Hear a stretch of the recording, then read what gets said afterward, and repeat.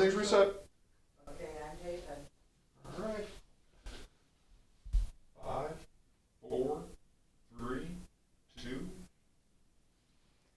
Welcome back, ladies and gentlemen, to Charlando con la Comunidad. It's been a pleasure doing this show today because I like to talk about things that I really like the nature and wildlife. And I was explaining to you about this the way you can view the cranes. What I usually do, I've done it maybe about 10 times maybe, and a lot of people do it once and that's it. They don't want to do it anymore. But what you do, you can imagine a little box with 4 feet tall, 4 feet wide, and 8 feet long, and it has enough room for 2 people. But if you have too much equipment, like some of these professional photographers, they only have enough room for 1 because they have a lot of gear. Because once they close that door behind you, you cannot get out, and you have to be there. Once they take you out there, they take you and you about 4:30 in the evening, because there aren't any birds on the river at that time, and they take you out there and once you get all your gear in there and everything, and then they close that little door on you, and then you cannot leave until the birds leave the river in the morning. So you basically are in there for quite a few hours, because they don't, from 4:30 in the evening until maybe I might say 9 or even 10:30 or close to 11 o'clock in the morning when you can go. They come and get you. You have to just wait till they knock on that door and then they get you out. But this box has 4 little windows that you can, the trap doors that you can open them up, and then you can shoot pictures from there.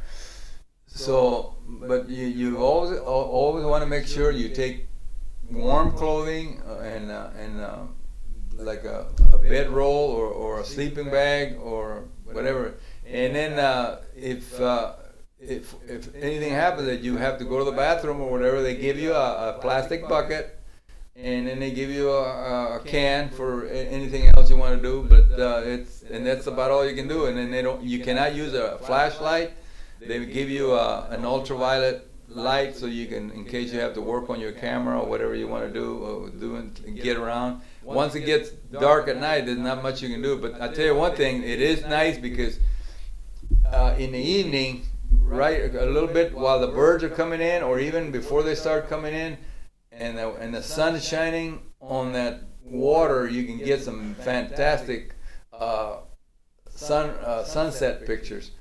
You can get them the sun up above, or you can wait till it reaches the horizon. And like I say, and then sometimes the birds will start flying across the horizon, and you can get some real nice shots.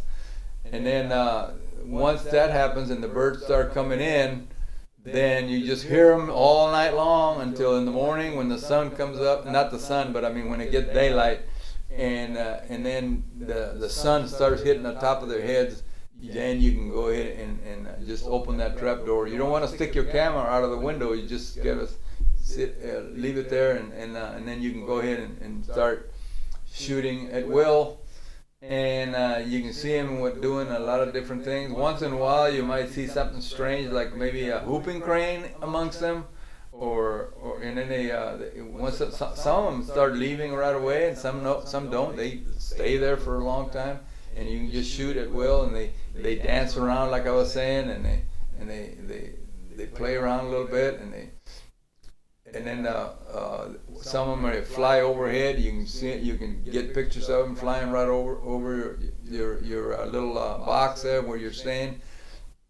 And then once in a while, behind you, if you look on the side window, you might even see other creatures. Like I happened to catch a whole family of turkeys that were walking right behind my blind, so I got a few nice shots from there.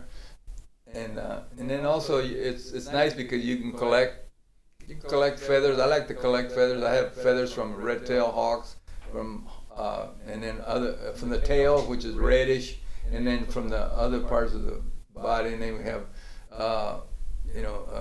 I pick up little skulls like from little creatures, squirrels or raccoons or other creatures that you might be able to get, a little.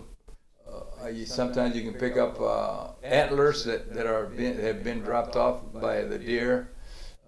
And there's another. And then once that's one place, like I said, where you can go and watch the cranes and gibbon. It's actually that the Rose Sanctuary is actually in Gibbon, south of Gibbon, Nebraska, between Kearney and Grand Island. And then there's another place where if you wanna watch eagles, bald eagles, you can go to Carter Lake, Iowa, right here in Omaha, by the airport. You go early in the morning, and you can see them sunning themselves on the top of the trees. And also you can go to Lake Manawa across the river in Council Bluffs. And there's a lot of eagles up there because there's a lot of eagles trying to get some fish out of the water. Last winter it was pretty brutal, so there's most of it was ice, so they really couldn't get to the fish very well. But once the water starts, ice starts thawing, then they can go ahead and get some fish. But they eat other things too. They eat rabbits or mice or whatever they can find. Another place you can go is over at Squaw Creek, Nebraska. There's migration of the snow geese, and that is something that you also is fantastic. It's overwhelming when they start like taking off from the water. They're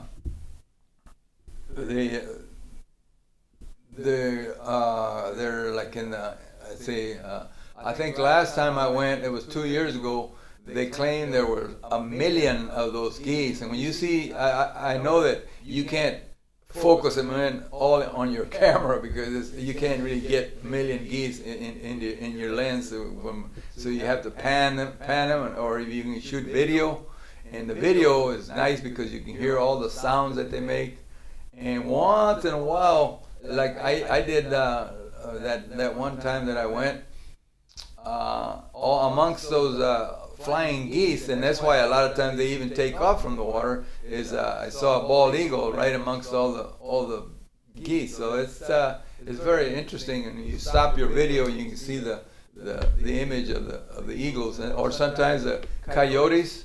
We call them coyotes, but they wander around trying to get around the shore, trying to get to some of these geese. And also sometimes those animals they tend to flare up the geese, and they go up in the air, and they're just fantastic to watch.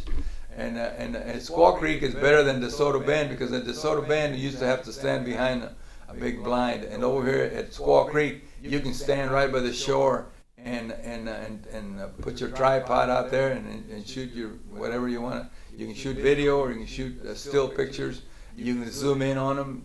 Like I say, you can take any size camera you want. I have a lens that's 1,000 millimeter, but it's hard to hold it still, and you can't get very clear pictures because it's so big, and any movement, any vibration of the ground or whatever, it causes it to go out of focus. So you almost have to have like a sandbag or something over your camera or over your lens to keep it from moving. And it takes a lot of little tricks to more or less find out where you can get. But I still like to take film, so that lens that I have, it's for a camera that uses film. But also digital, you can shoot a lot of stuff. But for digital photography, I have a smaller camera. I really don't like right now because I've already had invested on a lot of my other film cameras. So now I don't want to have to invest on a video camera, so I do have one, and I shoot some nice pictures, and I have a telephoto lens that I put on it. But at the same time, it's not the same as some of these nice Nike or not Nike but Nikon cameras, or even some nice Canon cameras that you have. And automatic focus cameras now too are pretty good, but the other ones too are, you know, even manually you can do it, but you have to, like I say, use a tripod and do a lot of different things. You can also see deer.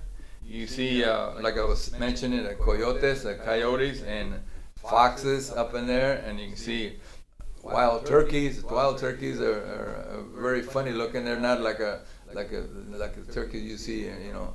Or you can even find peacocks too once in a while, raccoons, and once in a while you'll see a badger, but they don't mess around too much. But I hope that everybody kind of takes this message and tries to more or less try to go out and enjoy the wildlife, and I want to advise people when they go out, and like clothing, you can always take it off, but once you go out there and you don't have enough clothing and you're not warm enough, you're not comfortable. I've gone with a lot of people who have accompanied me for a lot of these trips, and they end up having to go back, and I lose out on my expedition because I have to either bring them back or walk back with them, because they just don't take enough clothing, or at the same time they cannot stand the cold, and that's one thing that you more or less have to, you know, sustain. I worked outdoors all my life, so even though I'm from a warm state, I was born and raised in Texas, and it gets pretty hot over there, but at the same time, I still like to be able to, you know, like I say, if you bundle up and put on enough clothing or that you need, it's nice.